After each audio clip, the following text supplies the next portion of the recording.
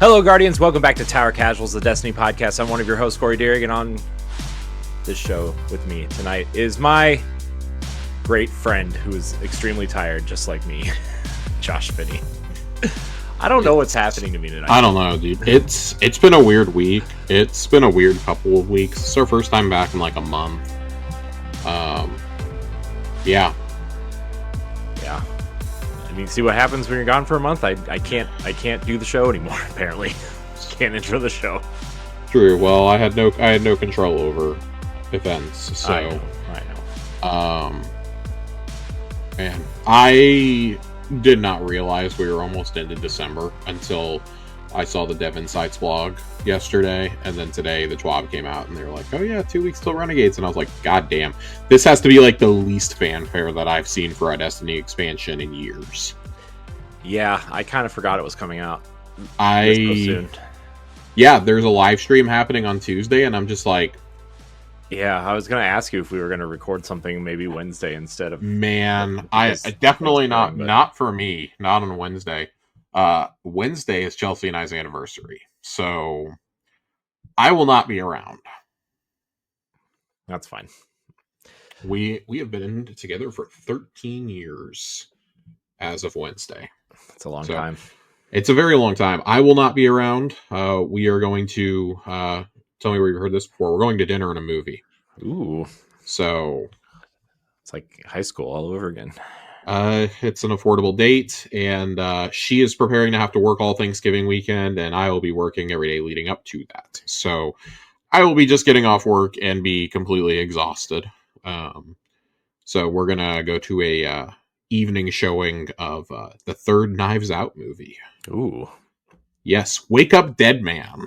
I'm very excited that we are getting tickets, going to my favorite theater in Dallas, the bougie artsy theater.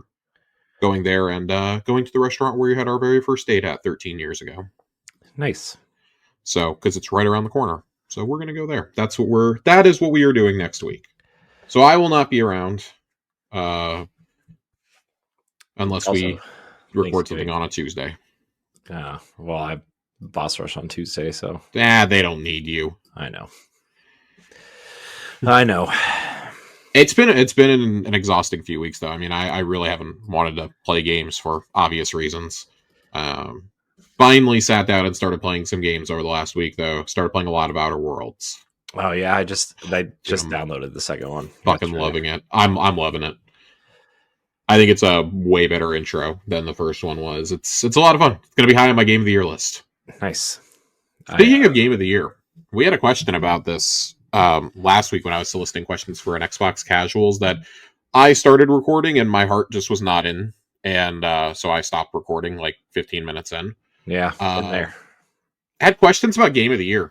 Kind of wanted to just like roll that in here because we got the nominees for the Keeleys. The Keeley's birthday bash.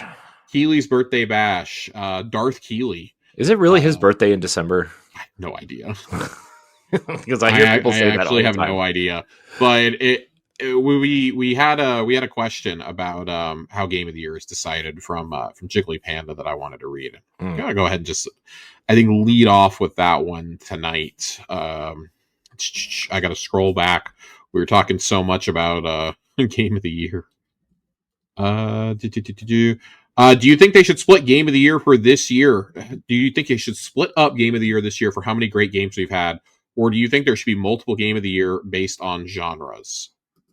I mean, I would personally argue that just about every single outlet already does divide them up by platform and genre. Yeah. And I mean, even the Keeleys do this too for genre. So I kind of feel like we already do that, but I also this is part of why I don't like that that Keeley does his awards so early. Is I think if you're going to give out an award, it needs to be anything that came out in that 365 days. Because by the rules, Indiana Jones and the Great Circle qualifies, but nobody really remembers that, so it's not going to get nominated for Game of the Year. Now, am I saying that I'm going to nominate it over some of these other ones? I mean, yes, but that's beside the point. Yeah. It's every year there seems to be a game that gets left off because it came out after the cutoff for voting, which I think the cutoff, like, press had to have access to it by like the first week of November or something. Mm-hmm. So like Metroid Prime 4, for example, is not eligible this year, and I have no idea if that's going to be good or not based on some of the previews that we've seen, but that still, It looks an awful lot like Halo 4. Well, so like Halo Infinite is one of the more famous ones. Halo Infinite, Jedi Fallen Order, Indiana Jones and the Great Circle, Pentiment. It's almost always an Xbox game, frankly, that misses it. Yeah. Forza Horizon 5, that missed it notably. Yeah, by like, what, 3 days or something? Not, yeah, if that. Yeah, that and Pentiment both missed by like a day and a half. It absolutely asinine. But just going through a couple of these nominees really quickly, things that kind of pertain to stuff we're interested in. Game of the Year at Game Awards, Claire Obscure Expedition 33, Death Stranding 2 on the Beach, Donkey Kong Bonanza, Hades 2, Hollow Knight Silksong, Kingdom Come Deliverance 2. I don't see how you can argue with any of those 6 nominees, personally. I personally would remove 1 or 2 of these in order to put Indiana Jones and the Great Circle on there. Mm-hmm. And I think that Blueprints should be in consideration also. But I've heard that overall, I mean, like, those are 6 of probably the 10 best games of the year. I'm really shocked Kingdom Come made the list. Not because it's not good, but because it came out so early in the year. That was a mid-February release. Yeah. Almost always, if you came out before, like, mid-May, you get ignored. Mm-hmm. So, you get Bioshock Infinited.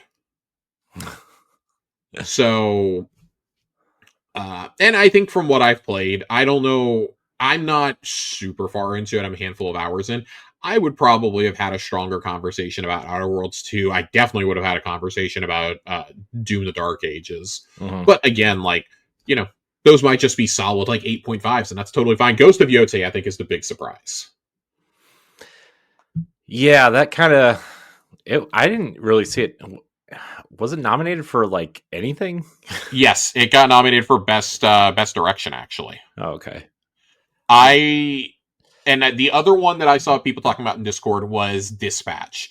I will note, Dispatch was not done when you had to have the nominees in. So it still got nominated for certain categories, but it probably was not eligible for Game of the Year because it simply hadn't released everything. But enough was out that you could be like, yeah, even if it completely botches the ending and doesn't stick the landing, it can still be nominated for debut indie. Yeah. Personally, of these 6, I see no world in which Expedition 33 does not absolutely sprint away with this award. Yeah, I kind of feel like it's going to win most of the awards it's nominated for, although I would argue it shouldn't be best indie game. I don't think it should be best indie game either. I do think that one will go to Silksong. Yeah, I just don't. It's not an indie game. They have a major publisher backing it. Yeah, I don't know. Best art direction: Expedition 33, Death Stranding 2, Hades 2, Hollow Knight Silksong, Ghost of Yotei. I get this one. Again, I feel like you could give it to any of those 5, and we'd be like, yeah, that makes sense. Audio design: Expedition 33, Death Stranding 2, Ghost of Yotei, Silent Hill F, Battlefield 6. I actually will argue for Battlefield on this one. Like, the sound quality of Battlefield 6 is redonkulous. There's Battlefield 6 is, like, amazing. There's 2 different directions. There's art direction and there's game direction. But game direction is 33, Death Stranding, Ghost of Yotei, Hades 2, Split Fiction. I'm actually really interested that they just swap out Silksong for Split Fiction here. That's a little strange to me. I've also, like, pretty much always argued that I don't understand how you win best direction and not win Game of the Year. Just like I don't understand how you win best director but not best picture at the Academy Awards. Yeah. That's antithetical to me. Yeah. One that I think is of note and interesting to our audience is definitely going to be best multiplayer game. So this is Arc Raiders, Battlefield 6, Elden Ring Night Reign, Peak, and Split Fiction. It's got to be Arc Raiders. Yeah, I mean, Arc Raiders has been. I've been hearing nothing but things about that game recently. Arc Raiders came along at the absolute perfect time when everybody's jaded with their current multiplayer experiences. Mm-hmm. It's taken the world by storm. I'm glad people are enjoying it. I personally have not bought it and played it. I probably won't until at least its first sale. Yeah. Just extraction shooters are not my jam, but everybody I've talked to who has played it absolutely is in love with it. Like, it is their favorite game right now. Mm-hmm. So I'm very happy for them. To me, it's gonna be Arc Raiders. I wouldn't be shocked if Elden Ring won here, just because I feel like Night Rain was a more critic accessible game, if that makes sense. Mm-hmm. And I understand why Split Fiction is here, but you can't tell me it's Split Fiction over Night Rain or Arc Raiders. Mm-mm. No, I think it's going to be Arc Raiders. Narrative, again, the usual suspects here: Expedition 33, Death Stranding, Yote, Silent Hill F. Kingdom Come Deliverance 2, though, sneaks in here. Yeah. Again, another one where I would have argued Indiana Jones and the Great Circle. Yeah. I feel like a lot of people really liked Kingdom Come Deliverance 2 for some reason. No, it's for everything I have heard, that is a phenomenal game. It is an absolutely phenomenal game. I have contemplated picking it up more than once this year. I'm just really surprised it stayed in the discussions considering how early it came out. Yeah. That's all. So I kind of forgot that it reviewed as well as it did. It's one of the best reviewed RPGs ever. Yeah. Didn't it have like a recent DLC coming out? I believe so. And I think it's on sale with Black Friday sales. I think it's like $30 right now. So yeah. If it is, I'm going to grab it. Yeah. One of the ones I wanted to hit on, best performance. This is one I think is of a lot of interest to you and I. Ghost of Yote, Erika Ishii, Indiana Jones, The Great Circle, Troy Baker, Silent Hill F, Konatsu Kato, and then the triple-headed beast, Expedition 33, Ben Starr, Charlie Cox, and Jennifer English. I've heard a lot of people have problem with Charlie Cox being... I have a problem with Charlie Cox being nominated here. Without getting into spoiler territory, I don't think Charlie Cox's performance is a fraction as good or as passionate as Ben Starr or Jennifer English. It's not even in the same vicinity for me. Yeah. And I love Charlie Cox. I want to be super clear. But I think you could very easily... Honestly, I think if you're going to pick somebody else from that game, I think that either the actress who voices Lune should be in there, or it should be Andy Serkis. Mm-hmm. Those are the ones I would be going for there. Yeah. But, I mean, you could nominate that entire cast, and any of them would ultimately be deserving. Yeah. So... But I honestly, as much as I love Ben Starr, and I feel like Ben Starr is going to win. It's going to be Ben Starr or Troy Baker, I feel. Mm-hmm. It should be Jennifer English. Mm-hmm. It should be her. Just incredible all around. Yeah, especially because she got kind of snubbed for Baldur's Gate, right? Because that's the year Hellblade came out, right? Or was that the year before? No. So I believe she got nominated for Baldur's Gate, but she lost because Neil Newbon won. Right. Okay. You're right. So, yeah, that would be why she didn't win. But yeah, no, she fully deserved to win for that for obvious reasons. Not that she was bad, but Neil Newbon gave a performance of a generation. So. Yeah, definitely should be the winner here. As much as we love Ben Starr, friend of the show, Ben Starr. Yeah, friend of the show. Met him. Friend of the show. Interview. It's true. Not me, he did, but someone. Trying to see what else here. Score and music. I mean, again, the exact same usual suspects: Expedition 33, Death Stranding 2, Yote, Hades 2. Song. Death Stranding is going to win this, right? Best music. Score and music? Yeah. No, dude, I think I can't. I'm going to sound like such a fanboy. I don't see how Expedition 33 loses this. I don't either. It's the vocalist who does the music for it is the fourth most listened to artist in the world for this year. Yeah. I don't see how if your comment was sarcastic, I'm sorry for the joke flying over my head. No, But I mean, I just didn't see anybody else winning this. That's all. I think they're gonna. I think they're gonna. Yeah, they're gonna yeah, take it home, but without a doubt, in my opinion. Flying through, looking at the others. Best mobile game, Destiny Rising is up for best mobile game. Ooh. I actually think it has a pretty good shot at winning it too. What else is up for mobile It's game? Destiny Rising, Persona 5, Phantom X, Sonic Rumble, Uma Sumame, Pretty Derby, and Wuthering Waves. I kind of feel like it has to be Destiny Rising. Yeah. Ongoing game, again, Final Fantasy 14, Fortnite, Helldivers 2, No Man's Sky, and Marvel Rivals. Wow. Yeah, you just traded Destiny 2 for Marvel Rivals this year, huh? Pretty much. Pretty much. Again, I don't really have a huge argument against any of those. I feel like this is probably going to be Helldivers. Considering they had the... I feel like Marvel Rivals, though, right? I mean, that game... Did that game die? I don't think it died. It went down to a normal player count, though. Yeah. So, and it was one. Last year, it came out right before Game Awards, so it wasn't eligible for anything either. So, best RPG, Avowed, Expedition 33, Kingdom Come Deliverance 2, Monster Hunter Wilds, Outer Worlds 2. It's wild when you look at one, no pun intended, you look at this list, and Monster Hunter Wilds is probably the weakest of the 5. Yeah. And I say that as someone who really liked Monster Hunter Wilds. Like, it's between that and Avowed for the weakest, but the other 3 are at least a step above. Yeah. At least.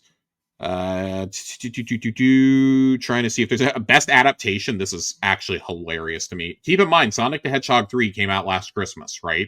So it is eligible for this. Best adaptation, the Minecraft movie, Devil May Cry, Splinter Cell Death Watch, The Last of Us Season 2, and Until Dawn. Until Dawn is the funniest one. Where is Sonic the Hedgehog 3? Where is the rightful winner of this category? What are we doing here, Jeff? I don't know, man. I don't know what they're doing anymore. Community support, Baldur's Gate 3, Final Fantasy 14, Fortnite, Helldivers 2, No Man's Sky. I think it's got to be Baldur's Gate here. It's got to be Baldur's Gate or Helldivers. Yeah. The other 3 have just been kind of in roulette winning this. Trying to see what else is on here that's hilarious. I love looking at esports athlete and knowing absolutely none of these names. Yeah, I literally skipped all of the the esports athletes. Here's the last one I'll bring up, because I think this is also a fascinating category every year. Most anticipated game. So, Grand Theft Auto 6, Marvel's Wolverine, Resident Evil Requiem, The Witcher 4, and 007 First Light. And I say, as someone who is going to be buying 007 First Light, I look at this list and it's like that "what's a polar bear doing in Arlington, Texas" moment. That's what this feels like. What are we doing here? I mean, yeah, but I feel like this was like not enough people voted for anything except for Grand Theft Auto. So yeah, we need to fill this list with games that are coming out at some point. It's so funny. I mean, I feel like the closest one would be Wolverine anyway. I mean, 007 is coming out in 4 months. No, I mean like in terms of excitement. I feel like Witcher is going to be pretty up there. But yeah, Witcher is also the furthest away of all of these by far. Yeah. Like that's a next generation game. So anyways, thought that was interesting. Thought I would bring that up. Donkey Kong Bonanza getting nominated for Game of the Year sparked quite the discussion in Discord. I will say it would probably be the first game I would personally replace on this list. Would be that or Kingdom Come. But I say that with the caveat of what I played of Donkey Kong fucks. I really like Donkey Kong Bonanza. It is kind of the perfect Nintendo platformer. I also understand if that's not your type of game, you're going to sit there and go, how on earth did this get nominated? Dude, I have to say, the destruction of that game stresses me the fuck out. It's so good though. It's such a good game. I did finally pick it up. My Costco had it for $40. Nice. So I got it. I get it for Christmas technically. So I played the demo you can get on the eShop. And I've really enjoyed it so far. But I had to promise myself I wouldn't play it until after Renegades and after God, I'm 2 weeks away from Metroid Prime 4. This is wild. Until after I played through Renegades and Metroid Prime 4, I was not going to open it. Yeah. So did you get your copy of Kirby Air Riders today, by the way? I did not. I will not. With its $40 a piece amiibo. I thought they were 50. America. I thought they were part of the 50 club. Oh, are they part of the 50 because club? Because they come apart and you can trade them. You can trade carts with the different characters, I guess. God bless America. I don't know. Maybe they're only 40. Who knows? I mean, only 40 in quotes. Yeah, after seeing how fast the Tears of the Kingdom amiibo went on sale that I foolishly bought at full price this summer, I will be waiting. Because I do want the meta. I want that Meta Knight. It is $49.99.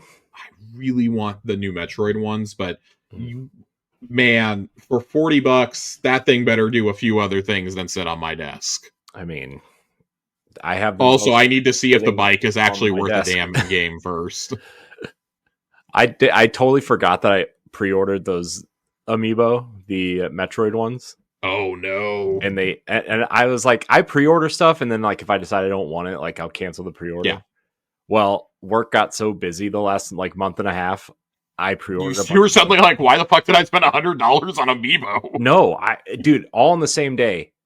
Hyrule Warriors came in the mail, 2 Metroid amiibo, and like 2 other things came in the mail. And my wife's like, "Why did you get so much?" I'm like, "I forgot."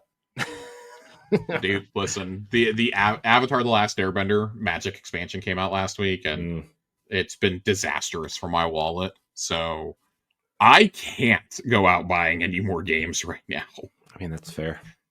I am picking up. I say that as I'm preparing to pick up Borderlands 4. I think it's also $40 at Costco right now. So I'll be getting that and putting it away. Do what? It's better than 70.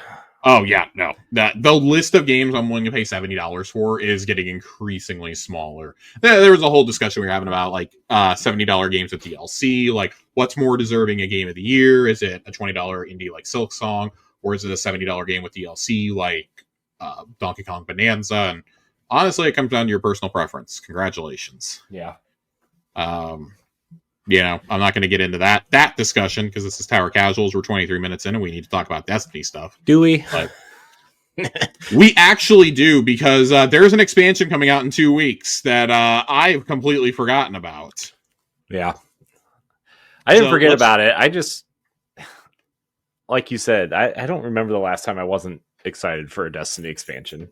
Yeah, this is the least hyped I've been probably the entirety of Destiny 2's lifetime. I would say since like maybe Warmind, because Osiris was so disappointing. Oh yeah, I should go back. I should go and say that because I kind of forget those were a thing too. Yeah, I would actually say since before Curse of Osiris, because I was not excited coming out of Vanilla Destiny 2. I was not excited at all. Yeah. So yeah, it's the first time in like 9 years that I haven't been excited for Destiny. For a Destiny expansion. It's really weird. And I've been so apathetic since finishing Edge of Fate that I'm like, I don't know. The thing is like, I think the concept of the expansion sounds great, but like, it sounds awesome. They never like, after the campaign's over, like it feels like the game just falls apart at that point. Yeah, I'm sorry. Me going and grinding out portal activities that are things that I've done over the last couple of years. Like, dude, one of the big things they promoted for this season was bringing back the plunder expeditions that nobody liked, by the way. Oh, great. And I was like, man, I don't remember why people hated these so much. Like, I don't remember them being that bad. I did one and I was like, oh, I remember now. This is terrible. That's right. That's right. That's right. And you can go back and find audio on this very show of me going, man, I don't know why people are complaining that much about this. Yeah, no, then I understood.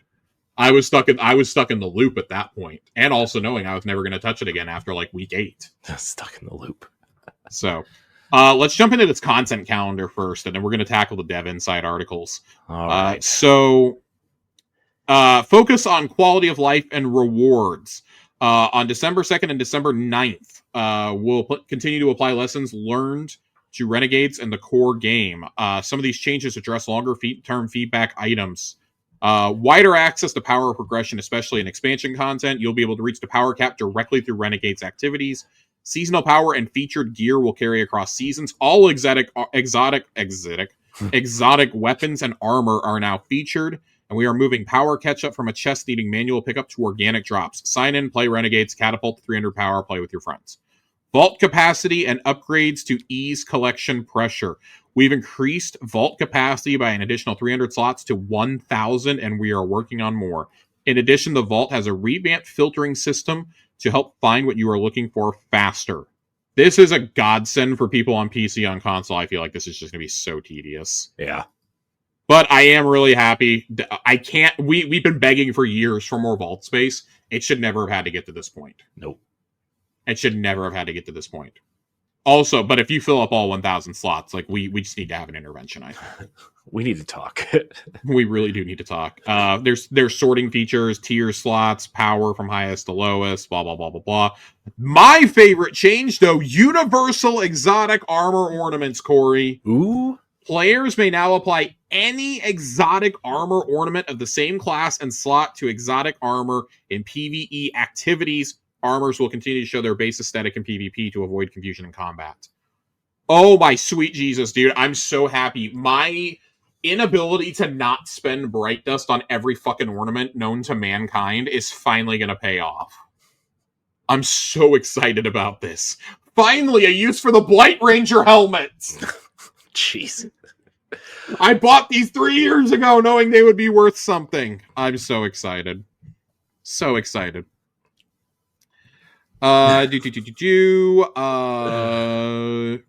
Numerous sandbox buffs to existing exotics and legendary archetypes. Reintroducing weekly objectives to support weekly rituals. Vanguard alerts will bring back Nightfall vibes. Okay. Arena vibes? Ops brings select... What does that mean?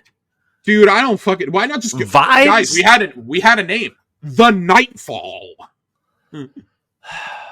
Arena Ops brings select 6-player seasonal activities such as Catch Crash, which I've complained about all season, for larger fire team fun. Oh my god.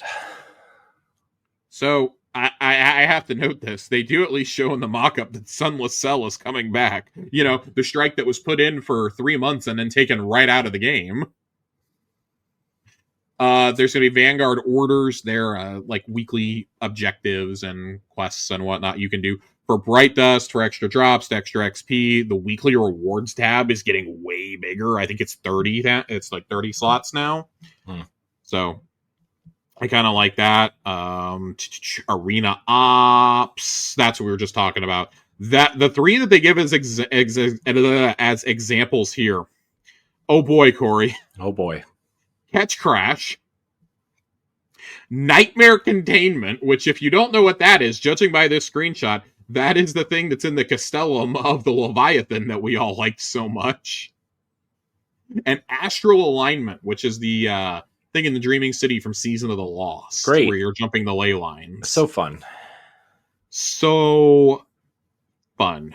New legendary weapons and armor sets to earn across the portal. Multiple themed sets. Sure. Okay. And then upcoming events. Dawning in December. All events are going to be 3-week duration now. So Dawning in December, Arms Week in January. Arms Week sucks dick. Like, it's going to be focused on bows. Congratulations. So happy for you guys who like bows. Guardian Games comes back in March. Call to Arms is coming back in April. And then TBD on Iron Banner and Heavy Metal. Great. Can't wait to TBD. Not play the week of Heavy Metal. I'm done with Heavy Metal. I'm glad that I earned the title once. By the way, the Call to Arms title, there was no fucking way I was going to go earn that. I looked at it and I was like, yeah, it wants me to earn 40 levels in this pass. Fuck no. I'm not going to literally grind the salt mines to get this done. I'm good. Sprinkled throughout these months will be general portal modifiers like Weapon Foundry sponsorships to juice the arsenal or heavy surges to increase your time with rockets and machine guns. Cool. You want to know what's not here that I was hoping for? Where is my mention of the Pantheon? Where's Pantheon? Is it okay? Is it safe? Did it hurt itself? Is it out? Did we kill it in our anger? Oh my god. I'll go full Lord Vader and Darth Sidious here if I have to. I'll reenact the end of Revenge of the Sith. Don't make me do it. That's all we want. Destiny players want one thing, and it's fucking disgusting. We want Pantheon back. I was promised a Pantheon almost 2 years ago. Where's Pantheon? Is it okay? I mean, this told me in like September 2024 I was gonna get it back. It's been the one thing keeping me going. Is it like? God. I mean, are they waiting to include whatever this next dungeon and raid are? Like, dude, I don't actually know because, well, like you say dungeon and I say raid. Like, if it's dungeons, that brings up a whole different thing. I feel like it can't be dungeons. We just did Rite of the Nine, which was dungeon focused. Mm-hmm. I feel like it's got to be raid focused because you would have the opportunity to put Salvation's Edge and put Desert Perpetual in there. Yeah. You'd have the opportunity to put those in. I don't feel like Desert Perpetual is going to be part of it. It's too recent. Yeah. But Salvation's Edge, 100%. Oh my god, dude. Salvation's Edge is absolutely going to be in there, and they're 100% going to put Verity in it. Oh my fucking god. I'm going to cry if Verity is one of the encounters. It is. It's going to be the first one, Josh. If that's the first one, you know how many people are just going to quit out immediately? But, like, in all seriousness, like, the Witness has to be, like, the final one. That has to be the Nezzy of this one. In my personal opinion. So, I don't know. Maybe Desert Perpetual is in here because Nezarec was in it, and that raid had only been out for a year. Yeah. So maybe it is. I don't know which encounter it would. Probably Hobgoblin. If I had to guess, I would say it's probably going to be Hobgoblin that would be in there. That's like the closest thing to like a real boss that you have. They're all like mini bosses. Like, you think? I don't think it's going to be the final encounter. I don't think it'll be that. You think they have started designing these raids with Pantheon in mind? You have to. Like, if that's going to be a thing going forward, you have to think about it. But also, like, how many more...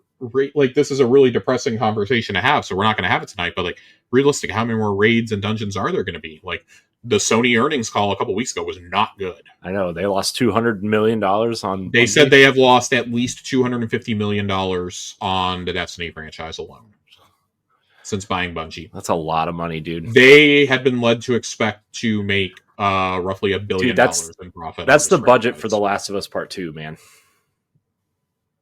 That's like Spider-Man 2 budget. So I don't know, man. That's not great. And you're at your lowest player numbers ever across the board. Player sentiment is probably the worst it's ever been overall. Yeah. I don't know how you dig your way out of this hole, but they're gonna attempt to dig out with these 2 Dev Insights articles that we're gonna kind of blaze through a little bit. Again, these are really long. I'm assuming the weapons one that came out last week, I'm assuming a lot of y'all listening to this have probably read this. I'm going to go through and hit a few things here. But there is just a lot here. There's a lot here. I don't have a drink in front of me like I should have gotten. Anyways, let's start blowing through this. New gear bonus for the artifact. New gear bonus no longer scales with gear tier. Bonus weapon damage for new gear weapons is now 5%. Bonus incoming damage reduction for equipping armor goes up to 10%. 2% per equipped piece. All exotics now count as new gear. Great, because it was really silly that they weren't. I can't tell you how many times that's borked to build. Right.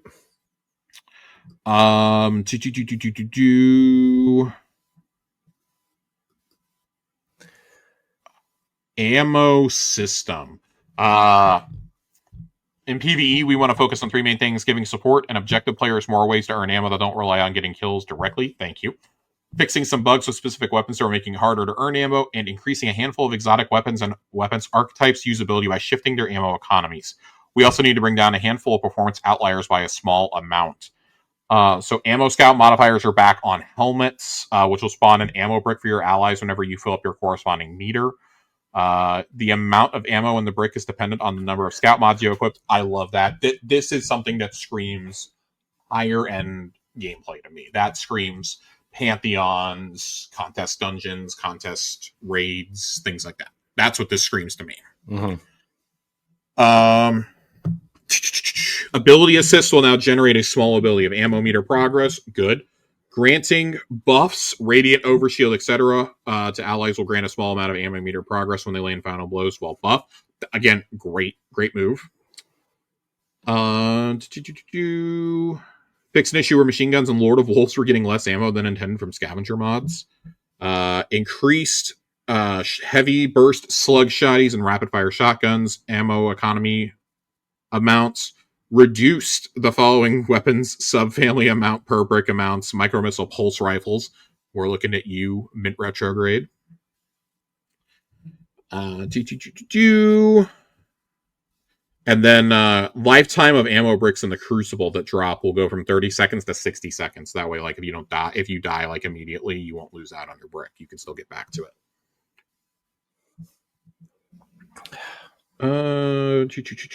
Submachine guns increased stability by 10% on controller and increased the ADS damage fall-off scaler from 1.4 to 1.5. Okay, sure. Yeah, sure. I love a good SMG. If you're going to tell me it's going to be 10% more stable on my controller, let's fucking go. Some of those are already lasers. Yep, seems fine. Yeah, seems fine. Ship it. When in doubt, ship it out. Pulse rifles, rapid fires increase base damage from 15 to 15.5 and crit damage from 27.7 to 27.9. Again, I'm just trying to fly through some of these. Pulse fusion rifles, here we go. Increase PvE bonus damage scaler from 2.5% to 6.7% on precisions, adaptives, and aggressives. And in high impacts, listen to this shit. Increased PvE damage bonus from 6.7% to 15% on high impact pulse rifles. Ooh. Or fusion rifles, fusion rifles. What are they trying to do here? I don't know, but I like it. There are definitely still some higher tier encounters that you want a fusion on, so I like that. It also makes it easier to burn champs down, burn mini bosses, etc. So I like that. God, there's so many fucking in here. Snipers reduced flinch receipt from players by 40%. Like what? 40%. What? So you don't flinch when you're getting shot now, essentially? Great. That's even better. Hate that. Bungie basically was like, what if we murdered the Crucible in Renegades? I mean, they kind of already did over the last few years anyway. Oh, it's so bad. Rocket pulses. You guys knew this nerf was coming, so reduced base reserve ammo for rocket pulse rifles from 18 to 14, and reduced enhanced ammo per brick in PvE from 6 to 5 when enhanced. So they do say they're not making this change lightly. There's a whole paragraph here about basically saying that we know you guys love Mint Retrograde, but it's being used 40% of the time in every single loadout. That's crazy. That is, for a non-exotic, that is just crazy high usage. Yeah. So not even healing rocket sidearms were doing that. Yeah, let's move into a little bit of exotics here. Osteostriga. I'm actually really, really interested in this one. So, Osteostriga. Reduce the cooldown of the poison burst on Osteostriga final blows from 4 seconds to 2. I'm very interesting here. I agree with what they say. This is a weapon that can easily dominate the PvE meta, especially with necrotic grips. because they don't want to like do too much, but also they don't want it to be the meta. I get that. I get that because necrotic grips, it can get out of hand really fast. Mm-hmm. But I kind of like that. Like that's kind of the point of like build crafting with exotics. I feel is to like kind of break the game a little. Mm-hmm. So, touch of malice, increase the amount of healing provided by the intrinsic perk, reduce the number of kills needed to trigger the healing in PvE, and activating charge with blight will now fire the healing impulse. Kind of love that. You will heal every time you special reload to activate the perk. Kind of love that. Interesting. Still Hunt. Here we go. I still really like Still Hunt. A golden gun inspired sniper rifle that requires precision hits really ought to be one of the best damage options for hunters. Let's fix that. Buffed Still Hunt's golden gun damage while using Celestial Nighthawk by 40%. Allowed Sniper's Meditation to buff Still Hunt's golden gun shots. Jesus Christ. Jesus Christ on a communion cracker. Jeez. The witness is just doing the Aaron Paul. He can't keep getting away with this. 600's about to be pulling up in Pantheon to the witness. Oh my Lord Jesus. I do love that. Still Hunt is still one of the more unique exotics, I feel, and I really love that thing. I think it's so fun. Witherhorn. I've been feeling a bit lackluster since the nerf to auto-loading holster, but prior to the nerfs, it was not problematic. Area denial grenade launchers can cover more of a battlefield a bit more easily. Rather than simply reverting that nerf, we thought we'd break the bank and let it shine as an iconic swap-focused weapon. Reduced silent alarm auto-load time from 3.5 seconds to 2. Basically, you can just keep hot-swapping between it. Neat. I like that. I still really like Witherhorde. Again, I like Witherhorde. I like it when it's not being used against me. I'll put it that way.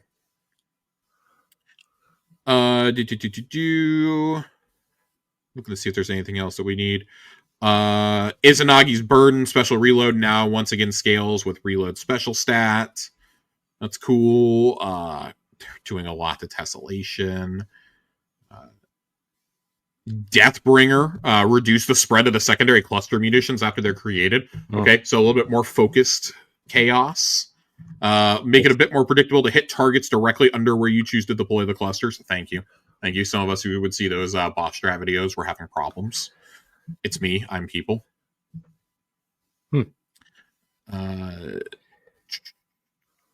Deterministic Chaos now has a new effect. Releasing the trigger after a vexadecimal projectile pulls 12 rounds into the magazine from reserves. Oh. And then Wolf's Bane, the brand new exotic, which I really need to use it a lot more. Increased damage of light attack by 8.5%, closer to the damage done with Lament or aggressive swords. Increased nano assault duration from 10 to 12 seconds, which makes tornadoes feel a little bit more forgiving. Increased swarm NATO damage by 20%. Huh. That's neat. Returned axe handles. Increased damage resistance on each handle by 5%. Increased damage resistance linger time from 3 to 5 seconds. Reduced internal cooldown on subroutine recursions extra nanites from 5 to 2 seconds. Adjusted damage increase when used on afflicted targets to ramp slightly quicker. This is an exotic. I still really need to dig more into using this and like actually go get the catalyst for it. I have done this mission twice. And that's it. It came out at a genuinely really, really bad time, and I just have not had the desire to go back and play it. Again, I've played a little bit of Destiny here and there, just done a few like quick little activities, played a little bit of Festival of the Lost, but you know, it's been hard for me to get back into the swing. I'm hoping Renegades does it for me. I hope so too. I'm like, I don't know. Yeah, I was already in a weird place, and then, you know, events of the last couple months have kind of, you know, non-game related, obviously, have just kind of like pushed me further away than ever before. And yeah, I'm in a really weird place with a game that I love, with a franchise I love. So yeah, I hope they find something with this one. More on that in the new year, though, because I don't want to be a Debbie Downer. The last real episode we have before a expansion, I am genuinely looking forward to it, but man, I don't know. I feel so out of tune with the game and with the meta and build crafting and stuff in a way that I haven't really felt before. Like the last 6 months or so just really kind of like thrown me into that pool of like, I just have no idea what's going on anymore. I have no way of like keeping up. And this is like I said, I've said it before, this is the least I've ever played an expansion. You would have to go all the way back to Warmind to find one that I played as little as I have played Edge of Fate. And that's coming from someone who played a lot of Edge of Fate in the first month. Yeah. But after that first Arms week, I was just kind of like, I don't know how much I got in me. Yeah. So, I don't.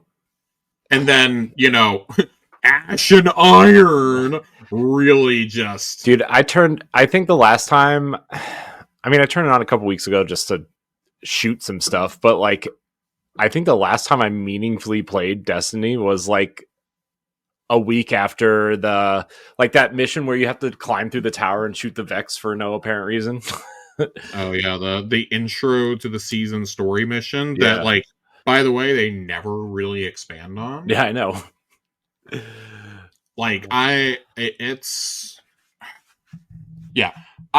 don't want to be a Debbie Downer when there's about to be an expansion coming out, but yeah, ooh boy, it is not happy times over here right now in Josh Land and Destiny Land. In Josh Land.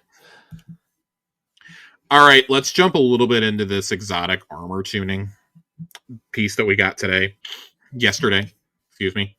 We got it yesterday. I want to jump a little bit into this and go through some of these really quickly. A little bit more willing to go into these because, not as many numbers, that's more abilities. And I still find the armor system and especially exotic armor to be really interesting. Starting off with Hunters. Let's jump into Graviton Forfeit. Graviton Forfeit now grants improved grenade, melee, and class ability recharge rates for a moderate duration each time you become invisible. Effect stacks up to 3 times. Effect time does not deplete while you are invisible. At 3 stacks of the buff, successive triggers additionally grant a portion of Void Overshield. I kind of like that. It's basically, they describe it as like a kill streak style exotic. I like that. It'll probably see a lot of play in PvP, frankly. So it's funny, like, we've been sitting here begging for, like, can we get something going in PvE that is not, Celestial Nighthawk DPS wise, and they respond by just giving us more PvP shit and more bust PvP hunter builds. Mm-hmm. We've also reached a point in the game's life cycle where, like, the only people really playing Crucible anymore are, like, the hardcore crowd. I tried playing some casual Crucible and I just, like, could not. Yeah, I could not. Like, the populations are just so low at this point that, like, I couldn't even play some to just enjoy it. And that's really frustrating. I really like Crucible, but that was frustrating to me to no end. I tried playing a couple matches and was just like, yeah, no, I'm good. I'm done. Yeah. Omnioculus, granting the effects of Beyond the Veil to allies now also starts their health and shield regen. I love that. This would have been so clutch when we were using this in the old Grandmaster Nightfalls. This would have been so helpful. Alas. I like that. This only applies to allies and not to the hunter themselves. Kind of like that. Nobody cares about Lucky Raspberry. Orpheus Rigs, my beloved Orpheus Rigs. Rigs. Increase super duration from 16 seconds to 20 seconds. Oh boy. Oh boy, guys. Gemini Jester, increased disorient duration against players from 0.5 seconds to 1 second. In addition to applying disorient, misdirection also removes opposing player's HUD for 2 seconds. Ooh. Increased disorient duration against PvE combats from 2 seconds to 3 seconds. You're not using this in PvE. In PvP though, like, yeah, that's pretty good. I know one person who has used Gemini Gestures a lot, and he was a fucking menace with them. So happy for him. I don't think he's played the Crucible in like 2 years, but happy for him. Titan Exotics. We gotta talk about a couple of these. I just gotta ask if some of the people at Bungie like actually like play their own game. because Dune Marchers have always been a strong choice in the Crucible, but have not had much of a home in PvE. What? With the introduction of Bolt Charge and Storm's Keep in recent releases, we want to expand access to Bolt Charge to other thematically appropriate sources. Increased maximum chain count from 4 to 7. Each chain hit now grants 2 Bolt Charge stacks, 3 with the fragment. Glaive melees can also trigger the chain. What the fuck? What is happening with Dune Marchers? What the fuck is happening with Dune Marchers? Jesus Christ. I'm gonna slap those bad boys back on. Dude, oh my god, big shoulders for the win. Ursa Furiosa should now scale properly, gain super energy if damage is blocked while the player has an overshield. Super energy stored is no longer scaled based on enemy difficulty. The super energy refund meter fill rate is doubled in at-power activities and is buffed by 13.6% in minus 40 power activities. So kind of like that. I don't know if you're going to be using that, but I think that's interesting. Second Chance. In activities without barrier champion, Second Chance can feel a bit lackluster. With a second charge of shield throw and applying weekend is somewhat powerful, Sentinel Titan does not have much access to melee energy generation, so it struggles to get much value out of either effect. So added, spawn void breaches on shield throw final blows. Ooh. And grants shield throw melee energy picking up any void breach. I like that. You can basically Captain America your way through things now.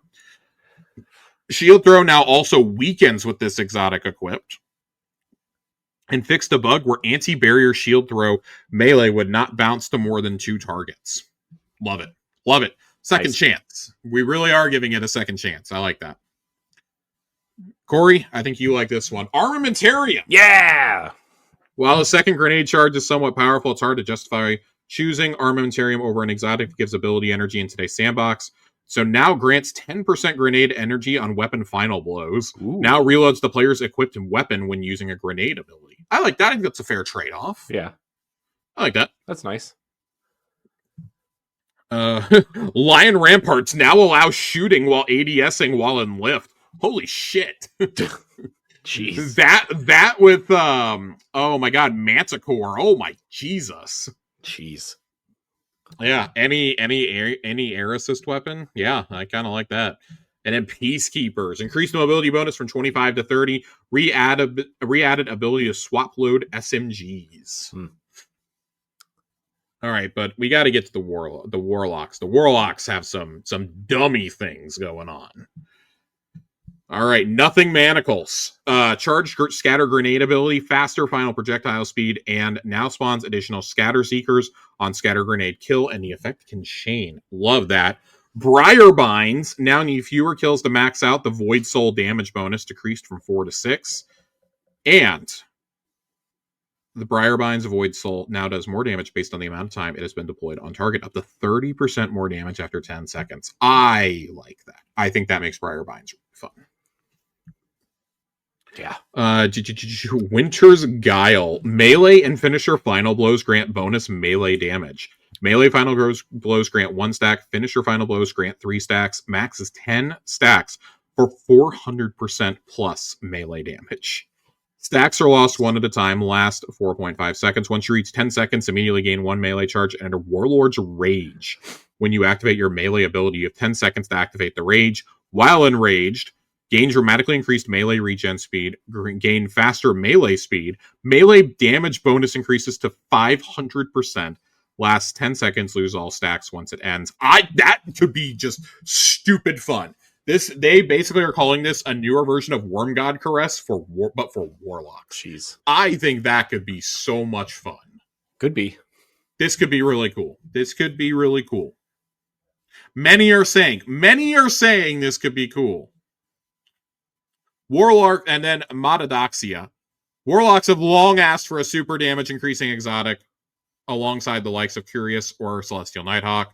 This is less interesting as an effect for a brand new exotic, and we can instead offer this on a new piece of an existing one. So hitting a target with 5 Needlestorm super projectiles will now also activate the Silostixis Suspending Burst. The burst caused by the super deals radically increased damage to all targets caught in the radius. This burst should allow Needlestorm to feel like a damage contender with the likes of Curious Thunder Crash. Awesome. Okay. That could be really, really sick on the right prismatic build, I feel. Yeah. I think that could be really cool. I think that would be a lot of fun. And then Dawn Chorus, one I know that our friend Joasis is really excited for. We're buffing Solar Warlock's Daybreak super damage by 20% and letting Daybreak scorch targets by default. That's awesome. That's cool. End result is Dawn Chorus plus Daybreak's damage is being increased by 5%, and that combo will now allow you to cause ignitions with a single projectile. Holy shit! Catch him blowing everything up. My man loves running Solar Warlock. Absolutely loves running Solar Warlock. But really, really excited to see him bust out that Matadoxia. I think that could be really cool. Could be. Could be cool. The jury is still out, but it could be. The streets are saying. The streets are saying it could be really cool. Is word on the streets. Varix wants us to dismantle mines. Great. As always, little bitch. Fucking Varix. All right, I'm checking through last week's dungeon to see last week's TWAB to see if there was anything. We did get a trailer for the dungeon. Equilibrium. Which, man, I have high hopes for this. This looks so cool. I think this looks cool. It almost looks like a double-bladed lightsaber in the trailer. I don't want to get too ahead of myself. Also, definitely sounds like Dollar General or Temu Kylo Ren in the trailer. It really sounds like Temu Adam Driver. I dig it. I think it's going to be cool. This is something I'm really excited for. I think the dungeon, the raid and dungeon team continues to just kill it. The campaign teams, they just continue to crush everything. I feel like it's the live team that I'm like, what are we doing here, guys? Yeah. What are we doing? Them and leadership. What are we doing? But the individual departments are cooking. Campaign team cooks. The story team cooks. Audio, obviously, mega cooks. Weapons team cooks. Raid and dungeon team has always cooked. What are we doing here? How is the end result that just whoever's in charge of the portal and activities is just not crushing it? Not crushing it. Not crushing it at all. Not liking it. Vanguard alerts. This kind of goes back to the first topic we had when we were talking about the content calendar.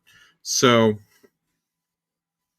Vanguard alerts allow you and your fire team to complete a wide range of activities available to all players at all skill levels for rewards that will help you progress in the game, including different playlists, our new Grandmaster Vanguard alert, and Desert Perpetual raid, as well as the upcoming Renegades dungeon. Vanguard alerts should feel similar to the Vanguard Ops playlist and Grandmaster Nightfalls. Goal is to bring back the feeling of logging in Destiny 2 for the week and immediately knowing activities start to get you and your fire team that good loot, giving you an opportunity to have fun while building up the harder activities. So there's 3 different playlists that they show here. Vanguard Alert, Arena Vanguard Alert, and Crucible. Yeah. Yes. So these playlists contain a set of activities that join the new including the new 6-player PvE Arena Ops that are fast, uncomplicated to complete, and have preset modifiers. Best for players that just want to relax and play PvE while earning great rewards. Yes. Grandmaster. Do what? Uncomplicated. Uncomplicated. Yeah. My favorite. Grandmaster Vanguard Alert. More difficult activities where you and your fire team can test your metal and newly acquired weapons and power level. Rotating weekly Grandmaster alerts should take slightly longer and offer greater rewards for your time and effort, as they are harder than the usual Grandmaster activity you found elsewhere in the portal. Think of them as old Grandmaster Nightfalls. Why not just call them that? We have included raids and dungeons in Vanguard alerts to give you easy access to these activities. The Renegades dungeon and Desert Perpetual raid have weekly challenges. Why would you not just call it Equilibrium here? You literally showed it to us up above. Equilibrium and Desert Perpetual have weekly challenges to grant rewards from their corresponding reward posts. The rewards. Let's talk about the rewards, because that's really all we care about. Rewards. Give them to me. Each week, Ooh. Vanguard, Arena, and Crucible alerts will offer a multi-stage challenge with rewards and XP granted for each stage completed. The weapons you earn from completing each stage will be tier 3 or higher based on account power and among the highest power drops you can earn in Destiny 2. Ooh. On top of that, they are a primary source for seasonal weapons featuring Accelerated Assault Origin trait, which loads a small amount of ammo to the weapon after dealing sustained damage. Crucible alerts will offer Crucible weapons specifically. Additionally, once each week, you can complete the following bonus rewards for the first stage in each alert category. Vanguard alerts will give you 50 chronologs. Arena and Crucible ops will give you 50 bright dust. You can repeat playlist activities and receive regular rewards based on score with a random chance of gaining another seasonal weapon with the extra origin trait. Completing Vanguard or Grandmaster Vanguard alerts with grade B or higher will receive 1 pinnacle weapon with the accelerated assault origin trait and bonus XP. Completing Desert Perpetual and Equilibrium, not Renegades, weekly challenge grants a seasonal bonus powerful gear reward from either activity. And what's next? The version launching in the next few weeks is a foundation, and we want your help to determine what to build up next. What legacy activities do you want seeing included in Vanguard alerts? They've already said they are looking at adding legacy content, including raids and dungeons to weekly rotations, finding a permanent location for Vanguard alerts in the portal, as well as expanding the activity and reward offerings in future updates. What activities do you miss? What would you like to run again with your fire teams?